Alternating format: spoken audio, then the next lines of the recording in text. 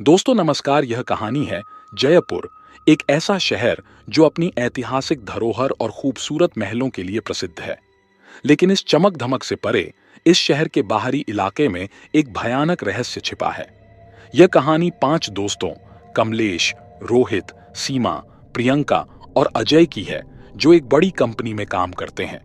उनके जीवन में सब कुछ सामान्य चल रहा था, जब तक कि एक अंधेरी रात में उन्हें एक भयानक गोदाम में जाने का काम नहीं सौंपा गया। कमलेश और उसके दोस्त एक बहुराष्ट्रीय कंपनी में एक महत्वपूर्ण प्रोजेक्ट पर काम कर रहे थे। उनकी टीम को एक असाइनमेंट मिला। कंपनी के पुराने गोदाम से 15 साल पुरानी कुछ फाइलें ढूंढकर लानी थीं। यह गोदाम जयपुर के बाहरी इलाके में स्थित था और सालों से बंद था। शुरुआत में यह काम बहुत साधारण लगा, लेकिन गोदाम के बारे में कहानियां सुनकर उनके मन में डर पैदा होने लगा। आसपास के लोगों का कहना था कि वहां कुछ गड़बड़ है। वहां काम करने वाले लोग अक्सर बीमार पड़ जाते थे और कई बार तो लोग वहां से गायब भी हो गए थे। तो साथियों, इस कहानी को शुरू करूं उससे पहले मैं आपसे कहूंगा कि आप अपने बारे में छोटा सा परिचय जरूर दें कि आप कहां से हैं और आपका नाम क्या है, जिससे मैं आपका नाम अगली कहानी में बोल सकूं और आप कब से कहानी सुनते आ रहे हैं, जिससे आपसे मेरा जुड़ाव और बेहतर हो सके। और हाँ, आप इस चैनल पर नए हो तो सब्सक्राइब जरूर कर लें। कहानी शुरू होती है। रात के करीब 11 बजे कमलेश और उसके चारों दोस्त गोदाम पहुंचे।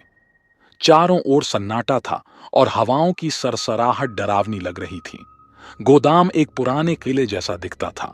जब वे अंदर गए तो उन्हें अजीब सी गंध का एहसास हुआ। वहां का माहौल बेहद ठंडा था और दीवारों पर अजीब निशान बने हुए थे। अजय ने मजाक में कहा, लगता है यहां भूत का ऑफिस है, लेकिन किसी ने हंसी नहीं की। जब वे अलग अलग फाइलें ढूंढने लगे तो रोहित ने एक बड़े अलमारी के पीछे छिपे दरवाजे को देखा। यह दरवाजा उन्हें एक गुप्त तहखाने में ले गया। तहखाने में उतरते ही उन्हें एक अजीब किताब मिली, जिस पर खून से लाल निशान बने थे। किताब में किसी प्राचीन शाप और बलिदानों के बारे में लिखा था। जैसे ही प्रियंका ने किताब को उठाया, गोदाम की लाइटें झपकने लगीं। हवा तेज हो गई और उन्हें एक डरावनी परछाई दिखी। यह परछाई बेहद विकृत थी। उसकी आंखें जल रही थीं और उसकी आकृति इंसान जैसी नहीं थी। प्रियंका ने डर के मारे किताब को फेंक दिया, लेकिन परछाई ने उसे जकड़ लिया। दोस्तों ने उसे बचाने की कोशिश की, लेकिन परछाई ने प्रियंका को गायब कर दिया। बाकी सभी दोस्त किसी तरह भागकर वहां से निकले। अगले दिन जब प्रियंका ऑफिस में नहीं आई तो सभी घबरा गए। उन्होंने पुलिस को सूचना दी। पुलिस ने गोदाम की जांच की, लेकिन वहां कोई सुराग नहीं मिला। उसी रात अजय अपने घर में मृत पाया गया। उसके चेहरे पर भय और खौफ का निशान था। उसके शरीर पर वही अजीब निशान थे जो गोदाम की दीवारों पर देखे गए थे। घटना की गंभीरता को देखते हुए कंपनी ने सीआईडी टीम को बुलाया। केस का नेतृत्व अभिजीत और उनकी साथी डॉक्टर सुमन कर रही थी। टीम ने गोदाम का निरीक्षण किया और उस गुप्त तहखाने को खोज निकाला। उन्हें वह प्राचीन किताब मिली जिसमें लिखा था कि गोदाम एक शापित स्थान है। अभिजीत को पता चला कि यह शाप गोदाम के पहले मालिक ठाकुर भूपेंद्र सिंह पर था। 100 साल पहले उसने धन की लालसा में एक साधु और उसकी बेटी की हत्या कर दी थी।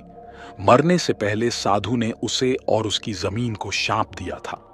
तहखाने में कंकालों के ढेर मिले जो यह साबित करते थे कि यहां बलिदान दिए गए थे। डॉक्टर सुमन ने एक मनोवैज्ञानिक विश्लेषण किया और पाया कि साया उस साधु की आत्मा का विकृत रूप है जो अब भी अपनी मौत का बदला ले रही है। कमलेश और सीमा ने बताया कि उन्हें हर रात प्रियंका की आवाज सुनाई देती है जो मदद के लिए पुकारती है। सीआईडी टीम ने तय किया कि उस आत्मा को शांत करने के लिए अनुष्ठान करना होगा, लेकिन यह अनुष्ठान आसान नहीं था। इसके लिए उस आत्मा के सामने खुद को बलिदान करने की जरूरत थी। रात को टीम गोदाम पहुंची। अनुष्ठान शुरू होते ही साया प्रकट हुआ। उसने हमला किया, लेकिन टीम ने साहस के साथ उसका सामना किया। अभिजीत ने अपनी जान जोखिम में डालकर अनुष्ठान पूरा किया। साया भयंकर चीख के साथ गायब हो गया। तहखाने से प्रियंका की आत्मा मुक्त हुई और सभी को धन्यवाद देकर स्वर्ग चली गई। गोदाम को हमेशा के लिए बंद कर दिया गया।